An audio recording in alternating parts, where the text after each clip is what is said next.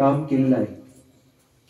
सरांना मला जेवताना मी तीच आठवण दिली की सर ज्या ठिकाणी त्यांची राहण्याची व्यवस्था होती, वस्तीवर राहायचे शिंगव्याला, स्वतः सायकलवर प्रवास करायचे, अत्यंत खडतर असा त्यांचा जीवन प्रवास सुरू झालेला होता।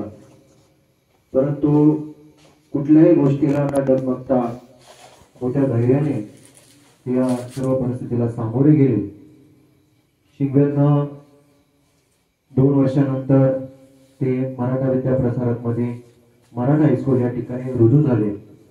परंतु मला वाटतं खऱ्या अर्थाने परमेश्वराची इच्छा अशी होती की तुम्ही इथे पण नका काम करू, तुम्ही जिल्हा परिषदेकडे या। आणि त्यांचा काही कालावधीमध्ये जिल्हा परिषद या ठिकाणी बदली झाली। मोठ्या आनंदाने त्यांनी कामाला सुरुवात केली। नवे नवे तालुका, जिल्हा, राज्य, राष्ट्रीय या सर्व स्तरांवरचे पुरस्कारही त्यांना मिळाले आणि मोठं नाव आज त्यांचं या तालुक्यात आणि या जिल्ह्यात आपल्याला पाहायला मिळतं। असे श्री अर्जुन ताकाटे सर यांच्या मातोश्री, खऱ्या अर्थाने सर मला सांगावंसं वाटतं की या आईचीच पुण्याई तुम्हाला खऱ्या अर्थानं कामं आली आणि आज तुम्ही एवढ्या मोठ्या हुद्द्यावर असताना ही अध्यात्माची सेवा, भजन रूपी सेवा आपण या ठिकाणी ठेवलेली आहे। नक्कीच जिथे कुठे आईचा आत्मा असेल, नक्कीच त्या आत्म्याला या भजन रूपी सेवेच्या निमित्ताने सद्गती प्राप्त हो असे मी परमेश्वरचरणी प्रार्थना करतो आणि भजन सेवेला सुरुवात करतो। आज या ठिकाणी ज्यांची भजन सेवा संपन्न होणार आहे असे श्री विठ्ठल भजनी मंडळ नाशिक या मंडळातील आदरणीय सदस्य श्री दिनकर दांडेकर सर हे मराठा विद्याप्रसारक या संस्थेमध्ये मराठा हायस्कूल या ठिकाणी संगीत शिक्षक म्हणून सेवेत आहे। त्यांचं मूळ गाव वडनेर भैरव। वडनेर भैरव म्हटलं की आपण सगळ्यांनाच ओळखतो, मोठा असा त्यांचा भजनी ग्रुप आहे आणि खूप चांगले संस्कार, भजन रूपी संस्कार या सर्व विद्यार्थ्यांवर आहे असे आदरणीय दांडेकर सर।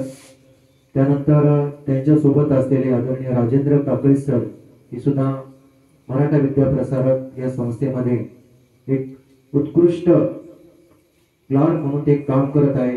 त्याच्या कामाची पावती म्हणून त्यांना एक उत्कृष्ट पुरस्कार संस्थेने दिलेला आहे आणि खूप चांगलं काम ते करत आहे। त्यांचंही मूळ गाव नांदगाव आहे। तर असे आदरणीय काकळी सर। त्यानंतर आमच्या सोबत आलेले संजयजी जाधव सर हे देखील वडनेर भैरवचेच आहेत। ते महावितरण मध्ये अर्थात MSCB मध्ये नाशिक रोड या ठिकाणी विद्युत भवन जे त्यांचं ऑफिस आहे त्या ठिकाणी कार्यरत आहे। तेही या सर्व जबाबदाऱ्या सांभाळून अध्यात्माची जोड देऊन आपलं सर्व जीवन व्यतीत करत आहे असे आदरणीय संजय जाधव सर।